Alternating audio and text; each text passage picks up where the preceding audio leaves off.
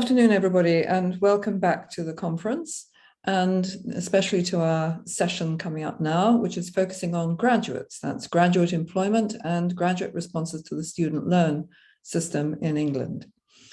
Paul Ashwin is Deputy Director of CGHE and Professor of Higher Education and Head of the Department for Educational Research at Lancaster University.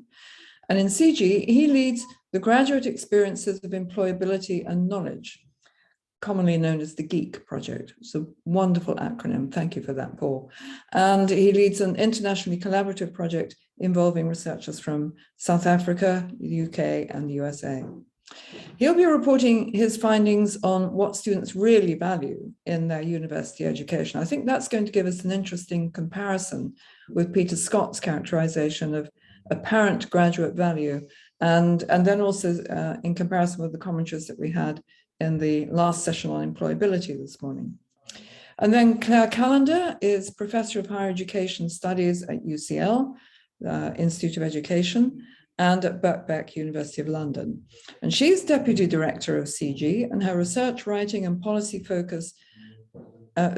advice focus on student finances in higher education related issues. She's going to be joined by Dr. Susie Davis, who recently joined the UCL Institute of Education from the University of Oxford, where she co-designed and led on a research and implementation program to support widening participation to higher education and raising attainment in schools.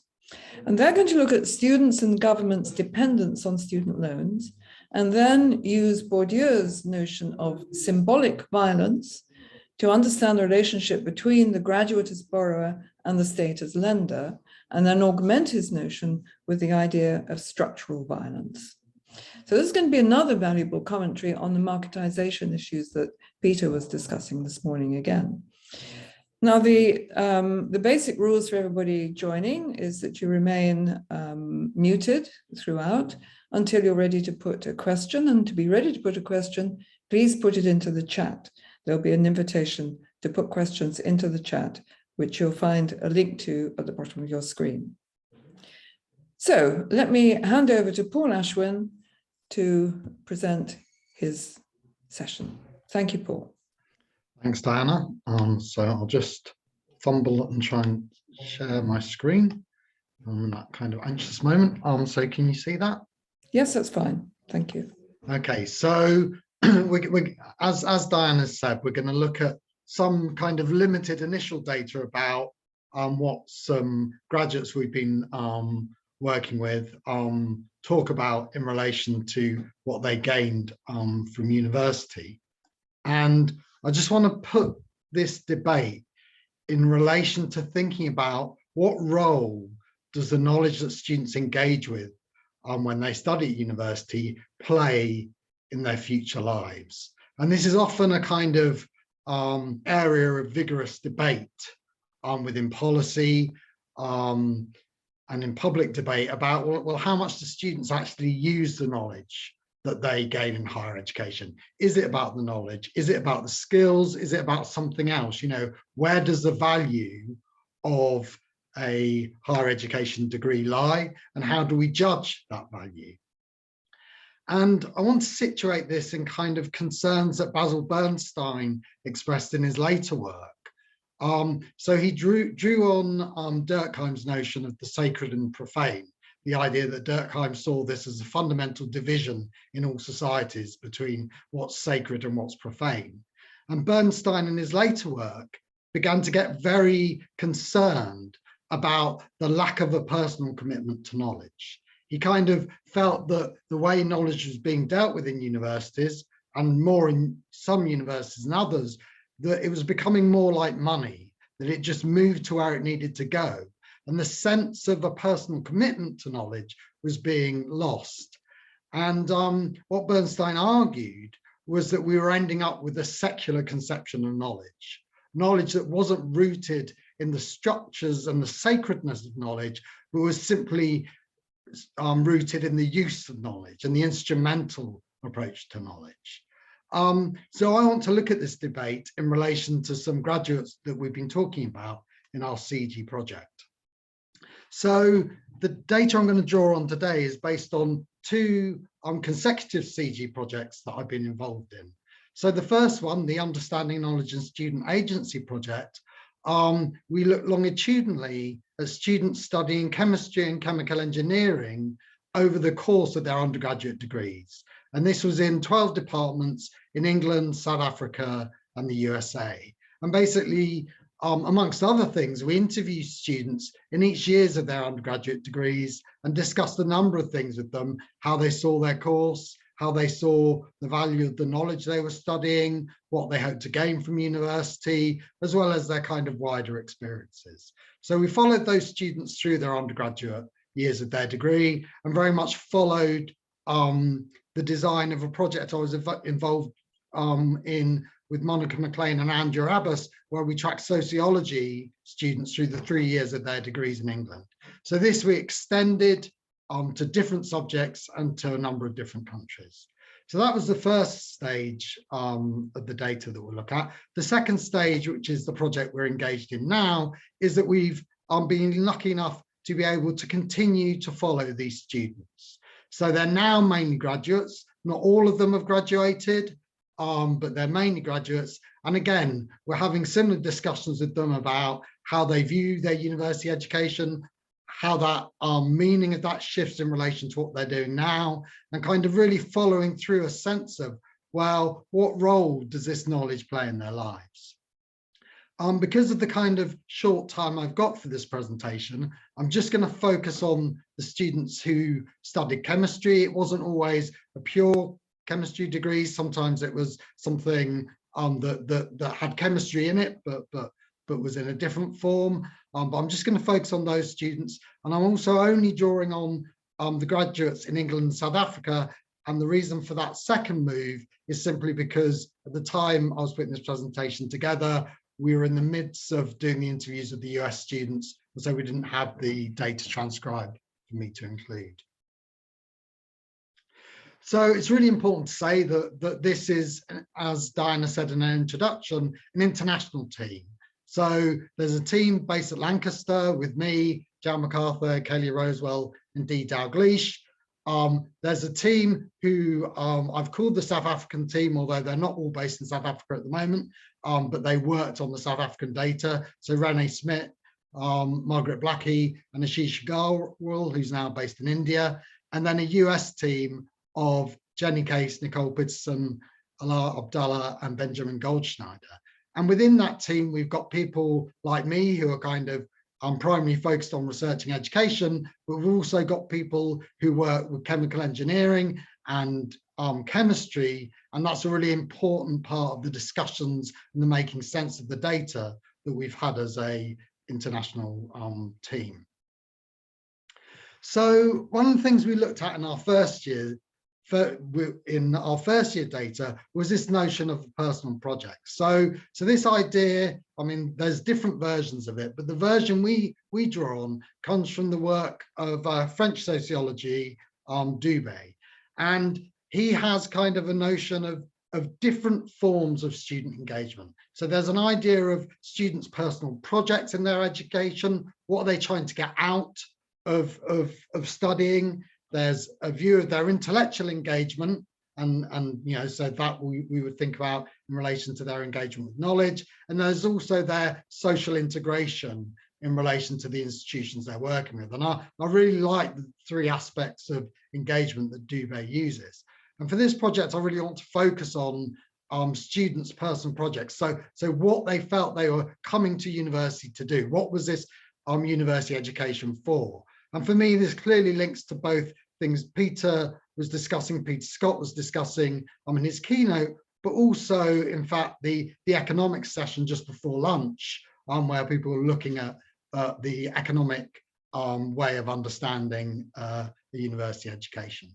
So when we looked at the kind of projects students had, we found a kind of number of different things that students were coming to university for. So a sense of, well, finding out what I can do with my subject, a sense of, I love chemistry and I just want to find out what I can do with chemistry. For other students, it was very much about them being personally developed. through their subject. So this is something that was about changing them and changing what they can do in the world. For other students, it was about becoming a professional chemist. This might be in terms of becoming an academic in chemistry, or it might become being a chemist in industry, but it was very much about using the study of chemistry to become a professional in that area. For other students, it was about becoming a different kind of professional. Sometimes, particularly in the US, it was a grounding to go on and do a postgraduate medical degree. For others, it was very much about becoming a teacher, and that they were studying chemistry in order to become a science teacher. And then finally, for other students, it was more kind of about getting a job that was less defined or starting a business. And the important thing, or the interesting thing, is that these kind of initial orientations of what they wanted to get out of higher education didn't particularly change either over the course of their degree or after graduation. They kind of changed in the way in which it was defined. In some cases, they became more refined, but actually what students were trying to get out of doing a degree and what they were trying to do afterwards didn't particularly change in most cases.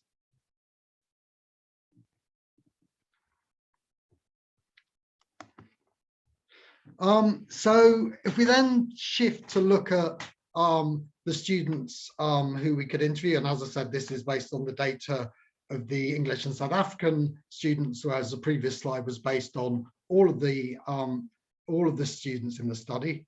And most of the graduates were engaged in further studies. So they're either doing honours. So in South Africa, it's a different system to the UK. You do your bachelor's degree, and then if you want to do an extra year of honours, then you do that afterwards, and you don't necessarily have to do that. So a number of the South African students were doing their own honours years. A number of students were doing masters, teacher training, and some students had gone on to PhD. Of those students who are working, I've given the figures here. Clearly, these don't indicate anything other than the numbers in our sample, but in a way it's useful to have a sense of. So 11 of them working, 7 in what seemed to be professional jobs in the way they were talking about them, and the other 4 in roles that they kind of described as temporary.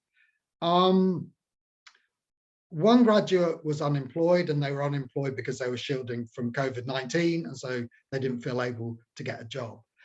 And clearly, all of the accounts that we had from the students, you could see the effect of the situation of COVID-19 in terms of what they were doing.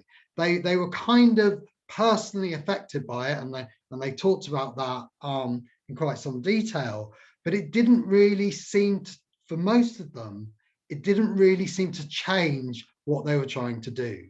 So the nature of what they were doing was slightly altered by the social distancing, but actually what they were trying to achieve and where they got to hadn't been particularly affected by the pandemic. But that was for most students. And then what you had was a much smaller number of students who were massively affected by the pandemic. So clearly that graduate who was unemployed because they were shielded was massively affected by the pandemic. But across all the categories, there were students who weren't particularly affected and others that were affected quite strongly. So for example, if we take the case of a PhD, we had a number of graduates who went on to do computational PhDs.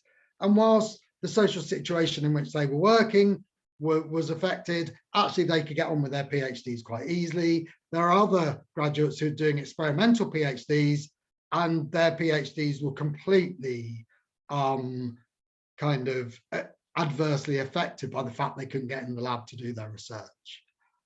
Similarly with teacher training, the kind of extent to which students doing teacher training who are now graduates of chemistry could get into a school was different in different areas, and also the impact that had on their experience of teacher training was differential. So I think this is one important thing that we'd emphasize is everyone was personally affected, but actually when you look at what they could do or their kind of experience, for some and for a small number, this was much more acute than for others. And it's that differential impact that I think is really important to bear in mind. Then, as I kind of said at the beginning, one of the things we're really interested in is this sense of, well, how do students see, or now graduates see, the importance of chemistry knowledge? And the thing that was really interesting, both in looking at the graduate data, but also looking across the undergraduate years within our data, was there was a real kind of difference across the data where students were clear about the role the knowledge they were studying, in this case chemistry, was playing in them achieving their personal projects. Okay, so for students who saw what studying chemistry and what that rich knowledge of chemistry was doing in what they were trying to achieve, had a very clear sense of engagement and understanding of what was, of why they were doing what they were doing in their degree. Whereas for students who had personal projects that were unconnected to their study of chemistry and couldn't see what role chemistry played, they tended to be much more disengaged with their degrees. In a way that kind of is completely obvious, but it's really important that personal commitment to the area and that sense of what it was going to do for the personal projects you had is a really important thing to emphasize. And similarly, we found with the graduates, graduates who were clear about that role that it's playing in their personal projects, described chemistry as a really important way of understanding and interrogating the world. That's what it gave them. It gave them a way of seeing the world that allowed them to interact with it in a particular kind of way. Whereas graduates who are not clear about what role that was playing tend to describe very much the generic skills they got from studying and were much less clear about the role that it played in their future trajectory. So to give you a kind of example of what I mean about this, seeing the role of knowledge and how that became an important way of understanding and interrogating the world. This is a quote from a student, from a graduate, and I keep on making that mistake because I'm so used to drawing on student data, is that, this is someone who's in a non-graduate job at the moment, is working a technician who we've given the pseudonym Hayden, and he talks about how when he first studied chemistry, he thought, well, I'll get things like writing reports, but actually it's ended up benefiting him far more, and it's this sense of being able to join the dots. And actually in these interviews, the graduates talked a lot about COVID and how the studying of COVID had enabled them to make sense of what was going on in relation to the vaccine, mask wearing, things like that, very much related to the keynote we had first thing yesterday morning. And Hayden talks about how you can actually go to the papers and you can look at the information, and that sense of not being open to mistranslation that can happen if you don't have direct access to the research. And that it's not about people being malicious and misinforming, but it's simply there's something really valuable in being able to interrogate and make sense of the data yourself. So some kind of tentative conclusions about what we see coming out of this data, and both in the data we have with undergraduate students, but also kind of this early stage with the graduates, and there's another 2 years of interviews we've got to look at and complete. But it's a sense of where students have a clear sense of the role that academic knowledge plays in their personal projects, then they really value that knowledge. And it's important to say that's most students, most graduates, most of them had a personal commitment to knowledge and a sense of where that knowledge is going to take them. And so amongst those students were lots of students who came to university very clear that this is about getting me a job. I'm studying chemistry to get a job. But being focused on the importance of getting a job didn't reduce their personal commitment to chemistry as a way of understanding the world. And so the way that we've kind of come to think about this is actually that it's not, as Bernstein would position it, about the sacred versus the profane. It's not that if you think about what this knowledge can do in the world, you actually lose a personal commitment. It's far more that what a university education can give students is a sense of, well, this is, if you think about this knowledge and you accept it as a body of knowledge, this is what it can do in your lives. So it's far more about the role that the sacred can play in our profane lives. And actually that worked two ways. It wasn't simply that students who weren't committed to the knowledge couldn't see what it could do in their lives. There was also a sense in some of the data that where students were just interested in chemistry, but didn't know where it was going to take them, they also had a kind of difficult trajectory. So knowledge for knowledge's sake was kind of more difficult for those students than actually students who had a sense of, well, I know where this knowledge is going to take me, and I'm going to commit to this knowledge, and it's going to take me somewhere that I want to go. And it's that kind of sense of the importance of understanding university education as an educative experience that's about engaging with structured bodies of knowledge that allow students to do things in the world that's absolutely key to what we're finding in our project. That's great, Paul. Thank you very much. I did put a note into the chat to emphasize that you can do your questions now after each presentation. So we have one question there so far, so please put your questions to Paul in as you're ready. So let's call on Nusha Nusebe. I'm sorry if I'm pronouncing that badly, Nusha. No, it's fine. Good, yeah. Thank you. Yes, my question was, you mentioned that sort of in terms of students, graduates rather, focus on employment, not reducing their commitment to knowledge. Did you find there was a difference between the students who had sort of specific career aspirations at the start, sort of they wanted to work in chemistry, and the students who sort of just wanted generic employment from their university degree? It kind of it kind of varied for different students. So there were, for some of the students who just wanted generic employment, or they wanted to start a business, the kind of difference we found is for some of the students, it worked quite well when they saw the role chemistry could play in allowing them to do that. Where those students really struggled, and it's not quite clear about whether they're struggling in the same way as graduates yet, but certainly struggled in their undergraduate degree, was when they kind of, what they wanted to do, chemistry almost became a barrier to that, rather than something that enabled them to get there. Or if they simply couldn't see the role of chemistry and they kind of felt they were going through the motions of studying to get a degree, but actually in terms of what they wanted to achieve, this knowledge wasn't playing a role in getting there. And the reason this to me is so important is that so much of the discourse about doing a degree is, look how much you earn, look what job you can get, not, are you interested? Where will this knowledge take you? And kind of what I'd kind of argue about this is the kind of, the consumerist relationship to knowledge that students are often encouraged to have is actually educationally really detrimental. That in order to get the benefits of studying to a degree, you have to commit yourself and open up yourself to be disciplined by the knowledge you're studying.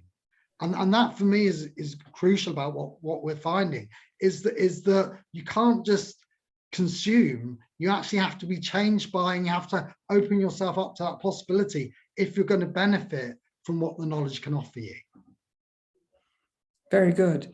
Nice question. And I'm going to ask Claire to come in next, because Stephanie has a very interesting question as well, but Claire's is on the same point. So Claire, would you like to come in next, please?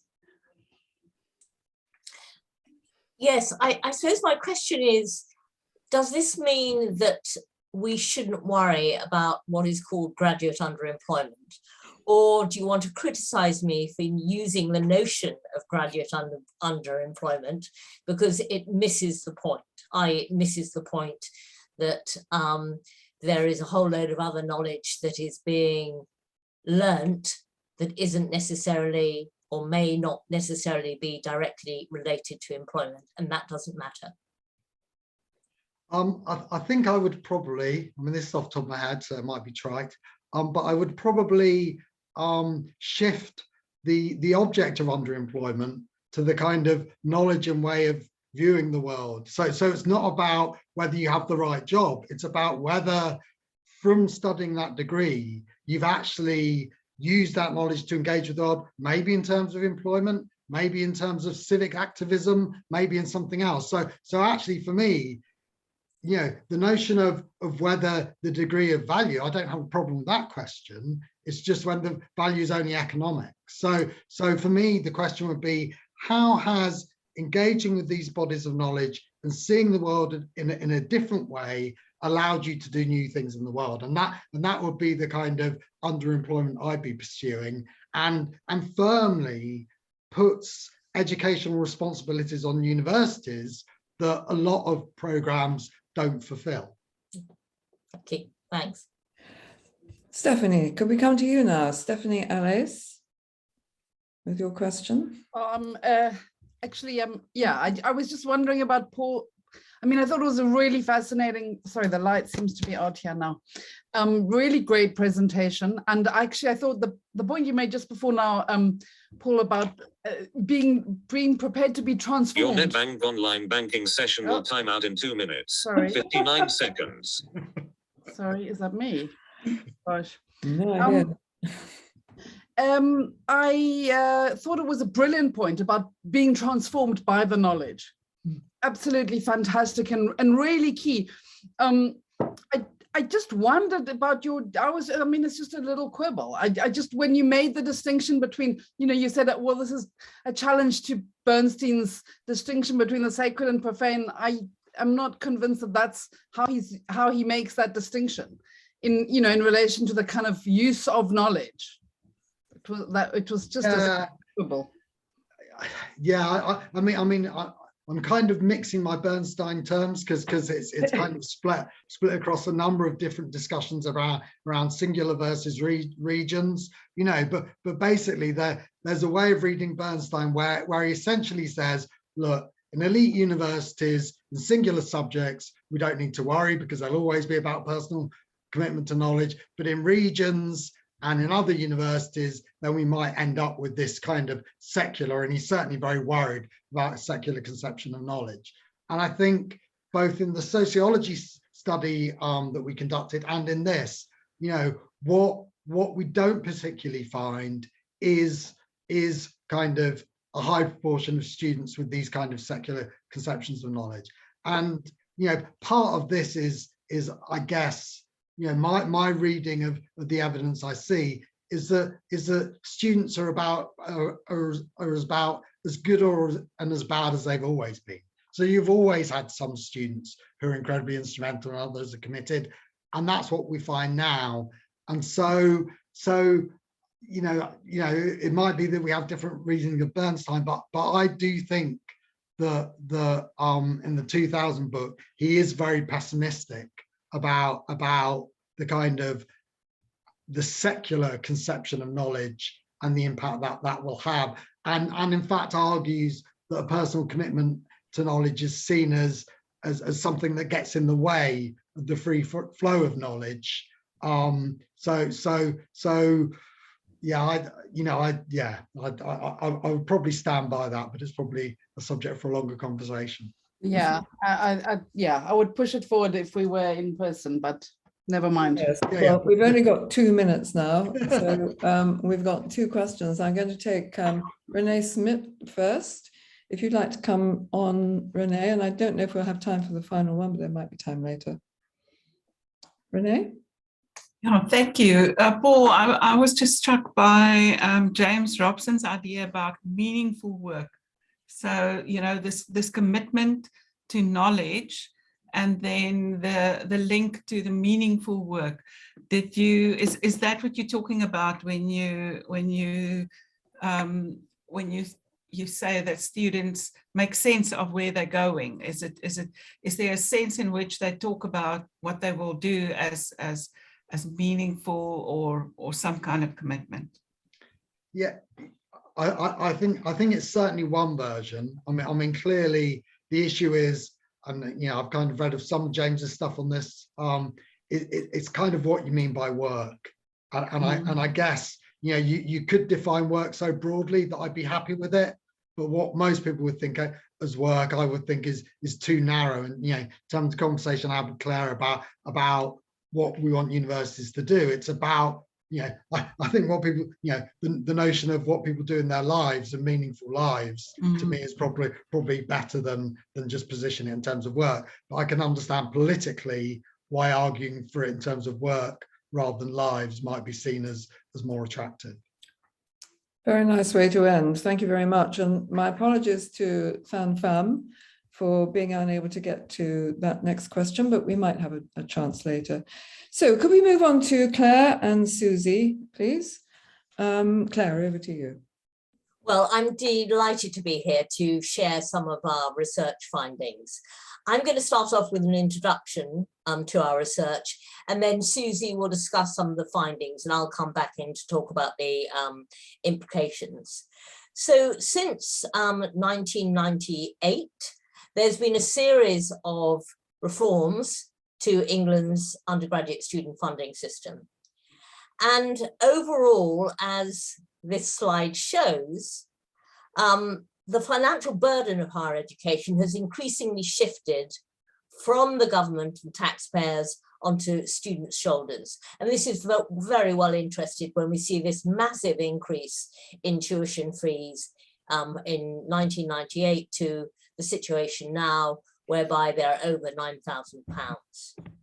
And these tuition fees and the money students get towards their living costs, their maintenance, are repaid by government-funded income contingent loans. Students start to repay them when they graduate and are earning above a certain income level. So all told, these changes have increased students' costs and responsibilities for these costs, while cutting or containing public expenditure on higher education. So what does this mean? Well, we now have a higher education system that is predicated on student loan debt. We've got all but the wealthiest of students borrowing. More students than ever are taking out loans. They're borrowing more money than ever. They're graduating with higher levels of debt. And consequently, they're repaying their loans for most of their working life. And what this brings into question is the longer term effects on graduates. The very high take-up of loans, the high levels of graduate loan debt, combined with the state's reliance on these loans, brings to the fore the relationship between graduates as borrowers and the state as a lender. And it's this relationship that we want to concentrate on today. So what we're doing is we're building on the team's previous work, which I headed up and which included Ariane de Gaildon, who's now at Twente University, and Stephen Desjardins, who's at the University of Michigan. And what we hope to do is to gain a deeper understanding of what loans and repaying these loans means for graduates and their relationship with the state. And we believe this is important in its own right, but it's also important as a means of challenging public discourse about student loans and some of the assumptions that policymakers make about student loans and how students and graduates should regard student loans, which is deeply embedded in government policy rhetoric.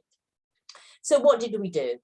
Well, basically we did in-depth interviews with just under 100 graduates and covering a range of issues within the interviews, particularly looking at graduates' attitudes towards student loans debt and at graduates and the loans' influence on their lives. And then we analysed this and coded the data using NVivo. And I'm now going to hand over to Susie for the really exciting part of the study, namely the findings. And this is really our reimagining of what has become a theme in this conference and is firmly located in Peter's hinterlands, and also the critique of human capital theory in the employability session. So over to you, Susie. Thank you very much, Claire, and hello, everyone. So as Claire said, we're building on our previous research and adopting a more sociological approach to gain a deeper understanding of what loans and repaying those loans means for graduates and the relationship with the state. So how did we do this? So we've called upon Bourdieu's idea of symbolic violence, which has also been called upon by Harris, Vigors, and Jones in their 2020 paper, where they conceptualize student loans as symbolic violence, where two unequal agents or group of agents contrive to repress the agent or groups of agents that have lesser structural power. So this is the key thing here, the difference in power. And the notion specifically captures the way in which people play a role in reproducing their own subordination through the gradual internalization and acceptance of those ideas and structures that tend to subordinate them. So this is the other key thing about symbolic violence, the sort of person with the unequal or lesser power being subordinated into perpetuating the system that they are now participating in. So we are exploring this unequal power relationship between graduate student loan borrowers and the state lender, and how graduates internalize and accept student loans. So while Harris, Vigors, and Jones adopt this sociological sort of framework for their study on students at university, they studied actually final year students at university. This will be the first time this framework is applied to graduates' perspectives. So we characterize symbolic violence here as "it's me, not you," hence the subtitle of our presentation today. So what we mean by this is, you can imagine a sort of troubled relationship where there's a power differential, say there are two people in the relationship, and the person with lesser power takes on the responsibility for those troubles in that relationship. Or you can even imagine, whether it's awkward and you're trying to break up with someone, hence the idea of "it's me, not you." So symbolic violence can be characterized as gentle, invisible violence, such as trust, obligation, personal loyalty, debts, for example, where unequal power imposes certain meanings onto actions, behaviors, and capital without the individual realizing. And the main goal of symbolic violence, whether anyone realizes it or not, is misrecognition, where the dominated are essentially persuaded to embrace the interests of and trust the dominant group by constructing parameters for rational action that make it difficult or impossible to even consider life outside of these limited parameters. So again, it sort of closes the imaginary, if you like, without the person realizing, and it can happen individually and collectively as well. So here we're focusing on the individual where, it seems like they're a willing accomplice because they see value in acquiring certain capital. And so, student loan borrowers, they enter into a contract with their state lenders to gain qualifications that they often regard as a prerequisite for their career advancement or personal growth, and hence they become complicit in their indebtedness. And so how did this manifest in our interviews with graduates? So we were looking for certain signals, and they came in the form of these sorts of signals. Now, the first group of signals here, we characterize as misrecognition. So misrecognition of loans or the state lender's intentions as a help or support, and leading to feelings of indebtedness. So trusting and submitting to the system without question, and feeling grateful, to be able to even participate in higher education through loans, sometimes without understanding the full implication of those loans, and going to university until later. And so becoming a willing accomplice, if you like. And so these are some example statements. The fact that the student loans company did lend me the money, it was quite a substantial amount of money, so I guess I feel trust. I don't question the amount owed because you class it as something almost government related, so you sort of just trust the figure, I suppose. And then here in the third example, student loans were amazing because it enabled people in a similar situation to me to be able to go to university without having to worry. I'm grateful for it. It was worth the debt. So something to just bear in mind here, 2 points here. For simplicity, because of how much time we don't have today, we're showing you one salient quote that exemplifies each signal. Throughout our interviews, we came across many examples of quotations that exemplified multiple signals. But just for simplicity, we're showing you these sort of simple quotes. And the second thing here I'd like to stress, we are not blaming the victim, as it were. You know, we're not blaming student borrowers, graduate borrowers for their sort of expressions and their views. We are highlighting how being part of the current system with all the political and public rhetoric around it helps to perpetuate the system by getting those with less power to also perpetuate the system. So it's quite an interesting phenomenon. Now, the next key signal we came across was this internalization or self-blame that graduates took on, you know, in terms of taking on student loans, you know, bearing in mind they were, you know, quite at a young age, you know, 17, 18 years old when they took these loans out, but they still felt, you know, or they expressed feelings of shame or embarrassment, you know, if going to university hadn't led to something, you know, useful, or, you know, they only realized the full implication of loans now. And they also took on this sort of individual acceptance of loans, you know, it's just part of life. And they found different ways to rationalize loans as well in their lives. So these were some of the examples here. I was so young and so naive. You know, calling themselves naive, this was quite a recurrent theme in many of the interviews, you know, and also not realizing the full implications of taking on loans and then having to pay them back. If I was upset by how much I was repaying, you know, the SLC would just say, too bad, that's what you agreed to in the beginning. And also, you know, expressing embarrassment here, where, you know, acknowledging their age, applying for the student loan, I'm not sure if I read it all correctly or if I read it all properly.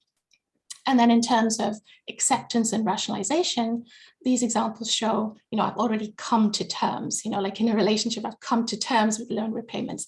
I find myself somewhat resigned to how much I owe. It's part of the life process. You know, you have to sort of accept it and mentally prepare for it. So these are examples of symbolic violence that we found in our interviews. So what else did we find? So interestingly, we also found that some of the more negative responses in the interviews couldn't really be characterized as gentle or hidden because they had more visceral attributes, you know, and signs of recognition as well. So as against misrecognition that we talked about before, that student loans perhaps weren't as good as respondents had imagined originally. And this additional and distinct type of response manifested in graduates identifying and being critical of loan features that they initially didn't understand or just weren't aware of. And they also started to question the student loan system and its, you know, structure around who it really serves, the motivations behind the system, and certain loan features such as interest rates and tuition fee rates.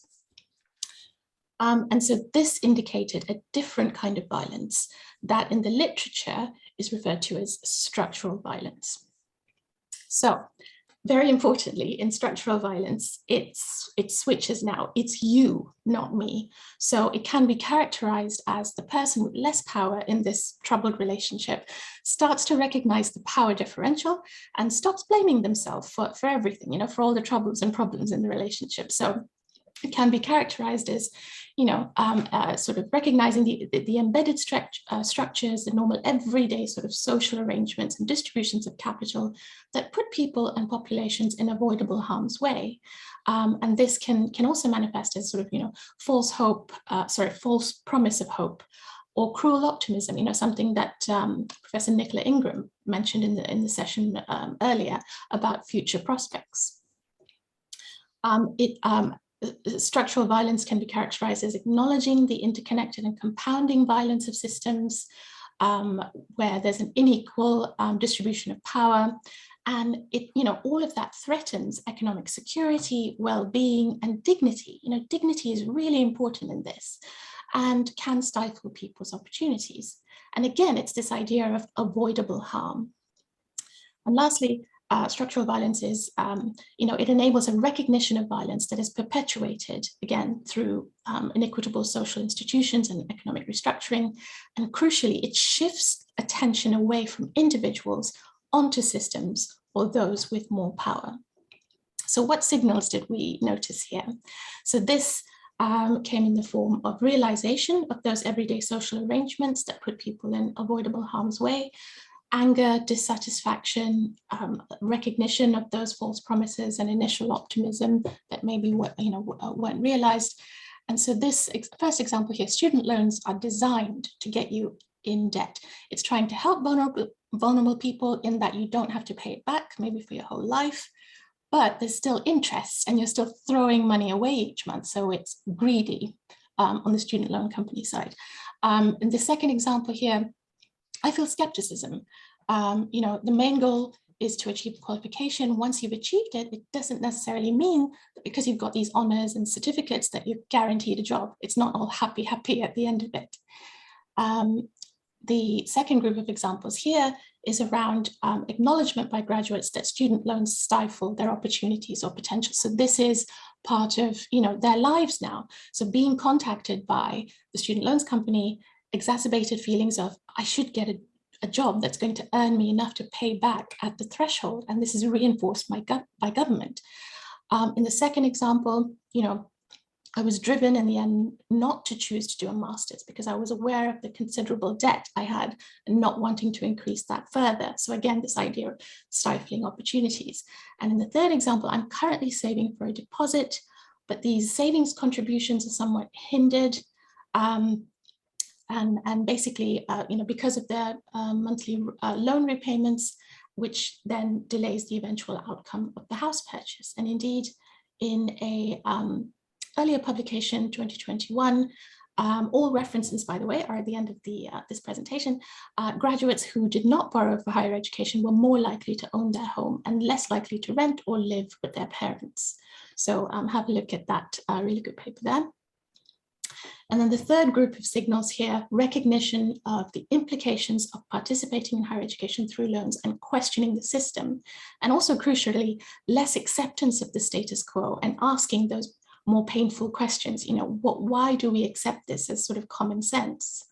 And so these examples include, how ridiculous, why they even put the prices up of studying if they're not going to recoup the money anyway, as in the government.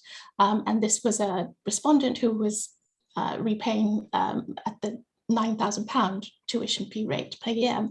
Another example here, university shouldn't be a pay-to-play system, which is a really interesting way of phrasing it. And the third example, we live in a world where people say being a sheep is good, like by doing what's the norm. And just like having a mortgage, it's not frowned upon anymore because it's uncontrollable. And indeed here, some of the more negative features of loans were discussed in a HEPI report, again, references at the end of the presentation, where graduates recognized high tuition fees, levels of debt, and interest rates.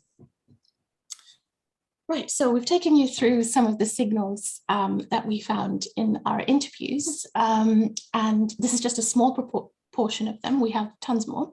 So I'll now hand you back to Claire, who will take us through the implications and conclusions of what we found. Thank you, Susie.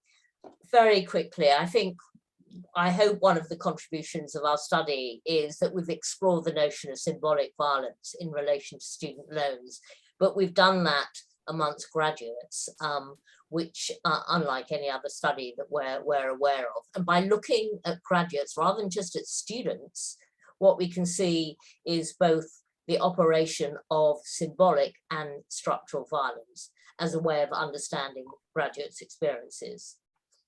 And both these forms of violence shed light on the relationship between the graduate borrower and the state lender.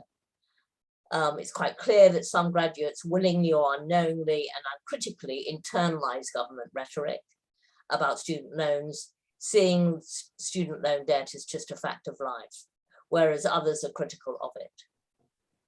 So our analysis exposes how the state lures students and graduates into debt to pay for upward social mobility and greater social and economic opportunities. In policy terms, the symbolic violence of loans takes off the political agenda any consideration of alternative ways of funding HE and concerns about the burden of student loan debt. Instead, loans are promoted as fair and progressive. And these relationships between the borrower and lender matter as the government shifts even more of the cost of higher education and burden of student loan debt onto graduates' shoulders. And this is very clearly seen, this rebalancing of the public and private contributions to the cost of higher education is clearly seen in the new reforms that were announced just 3 months ago. Thank you. Thank you very much. And our presentation has all our references. Thank you. Well, thank you both. That was a fascinating description of what you found among the students. There is a question coming up in the chat from Lee Rensimer, and may I encourage others to put your questions in, and then we can go through them all after that. So Lee Rensimer first, please. Great. Hi, thank you both. This is a quick one. Really, it just came to me as you're wrapping up the findings, but I want to say I absolutely love the framing using the Bourdieusian two forms of violence here. And I think it's really clearly articulated in the sample that you have. But I was wondering how would you say the balance is across did you say it was 98 participants? Do they fall more into the symbolic misrecognition side of things or more into the structural it's you, not me side? And then therefore, if there is an imbalance across those groups, what does that tell us maybe about the participants' views of the state's role in higher education? Claire, shall I take the first? Yeah, please do. Yeah. So really interesting question, Lee. If we had more time, we would have examined exactly that. So what we found was for the more negative responses or the respondents with more negative views about loans, it tended to be more structural violence identified amongst those responses. Or interestingly, for the second cohort 2, who were paying the £9,000 fees and had higher interest rates and all of that, there were actually more combinations of symbolic and structural violence together.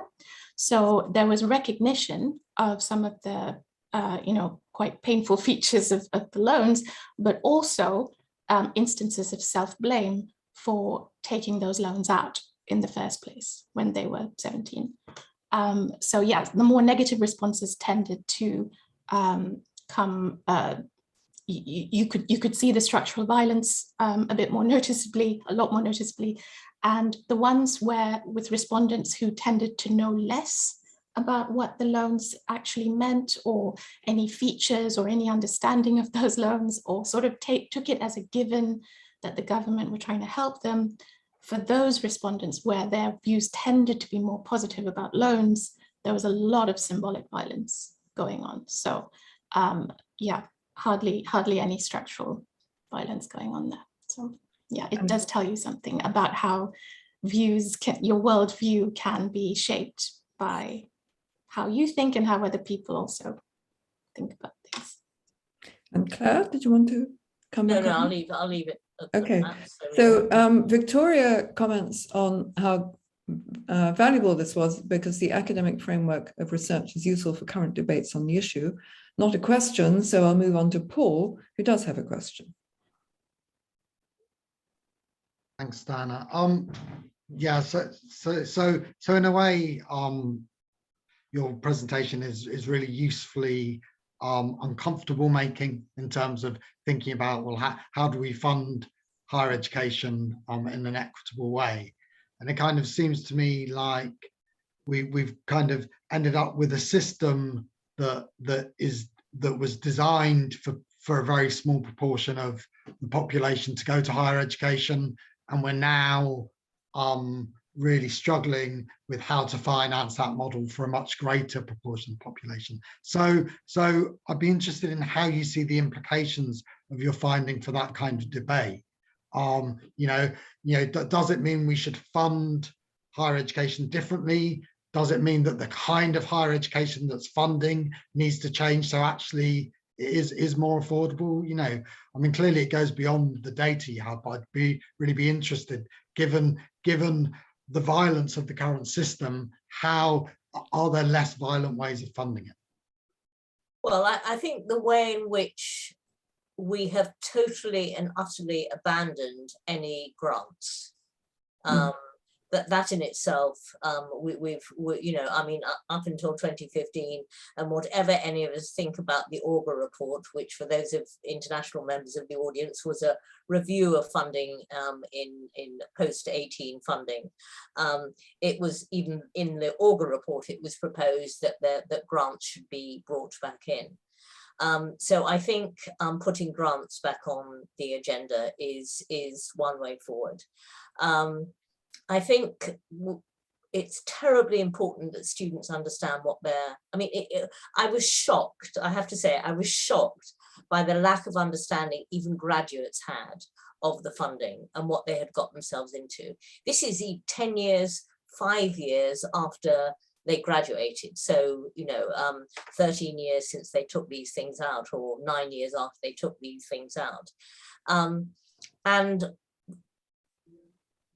what's going to be incredibly important for the future is that that the overall narrative changes, because what we have been saying up until now is that actually the loans are acting like a graduate tax. Don't worry, you won't pay them off. And indeed, 75% of graduates won't pay them off, so don't worry too much about it. Although what our study is showing, even under those circumstances, there still is worry, there still is considerable distress.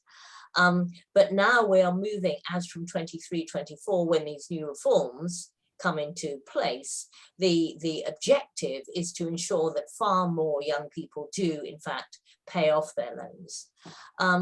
So, I mean, the only way we can reduce the violence is by reducing the levels of loans. Whether that means that institutions need to put in more money if they're going to charge these levels of fees. My concern about it being at an institutional level is then financial aid becomes discretionary, because University of Lancaster does one thing, UCL does something else, and some other university does something else. And from where I'm sitting, I want to see a universal system of financial support. And going down the institutional aid road, which is what has happened in the US, you move away from a universal system. So two people with the same financial needs are being treated in a very different way. So we need a national scholarship system, and we need much more money being put into it alongside grants. But I realize some of that is fantasy. Well, it's a good implication to work with. Vincent Carpentier, would you come in for the final question, please? Hello, thank you both. That's fascinating and really, really important. And I mean, my question was about this idea of collective reflection. So whatever groups we are talking about, it seems like to be a lonely process, whether you blame yourself for it or others. So I was wondering whether they share like experience of talking to other students or unions or, whatever things that help make them sense of it. Susie. So I hope this answers your question, Vincent, but there was actually a specific question about this put to respondents where they were asked, sort of their views on the system as a whole. And also some of them actually talked about other students, other graduates in their responses when they were talking about themselves, so in relation to others. And what's really, really interesting in terms of the different violences, again, is where there was more sort of symbolic violence identified, there was also more, not for everyone, this was just a small proportion of the respondents. There seemed to be a feeling of, I went to university and I came out with this great degree and a good job, but there are all these other people who are doing these Mickey Mouse degrees, God knows what job they're going to get, and I feel sorry for that sort of thing. And so there was a bit of sort of, kind of kicking people with less power in the system, if you like, and less questioning of how we got to this system in the first place. And again, I'm not blaming the graduates in any way for saying these things, because again, it's about your worldview and what you're sort of exposed to. Where there was more structural violence, respondents tended to say, this is a bit daft, why does it have to be this way? Education should be free, it shouldn't be pay to play, and this sort of thing. So the respondents, they sort of, sometimes they volunteered sort of reflections of themselves in relation to other people and vice versa. But there was also a specific question asked of all respondents in terms of what they thought about the system as a whole. So this was also included in our analysis of the different violences, sort of, because in symbolic violence, there's this thing called creeping conditionality, which is something identified also by Harris, Vigors, and Jones, where again, you sort of compare yourself to others, but then you sort of see yourself as kind of superior to some other people who maybe aren't using the system in the proper way. So that's quite interesting. Anything from you, Claire, on that? Yes, I mean, there was a thing of we're all in the same boat. As well. Yeah. That does come out. Right. So in terms of collectiveness, which is also part of the reason, could be also a feature of the symbolic violence. We're all in this boat together, and therefore, you don't question it. So it worked that way as well as it being a comfort. It was a way of sort of accepting loans. We've all taken them out. We're all in the situation about repayment or not repayment, etc., etc. Sorry, Claire. Yes, I forgot to say. And also in terms of all being in the same boat, Bourdieu did say once, resistance can be alienating, and submission can be liberating. So this idea that recognizing that you're all in the same boat and just learning to accept it is a lot less painful than doing all this recognition and asking all these painful questions. And it is part of that idea of symbolic violence. You're sort of, again, complicit in the system without realizing. That's great. I'm so sorry we have to wrap this up. This deserves a much longer discussion and should be another webinar one day, perhaps. Just to say that Christina in the chat comments that now in Brazil, there is a proposal to end free public higher education and change towards the UK student loan system. So just remains to thank all the speakers, Paul and Claire and Susie. Thank you so much. That was a fascinating session and gave us some wonderful insights into the student end of higher education and their perspectives on all this. Thank you so much. Thank you. Thank you. Thank you. Bye.